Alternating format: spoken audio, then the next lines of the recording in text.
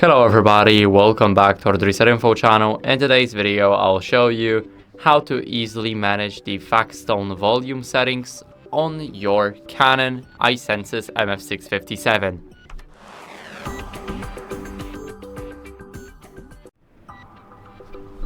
So first, what you guys want to do is go over and select System Manager mode in the website of your printer.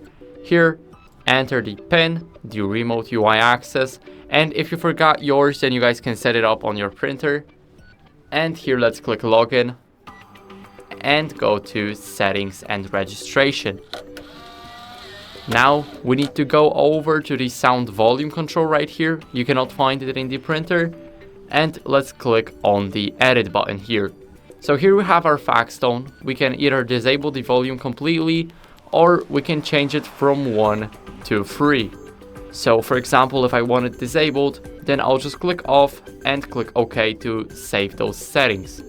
So that's basically it. I hope this video helped you. If it did, then leave a like, sub and a comment, and I'll see you in the next one.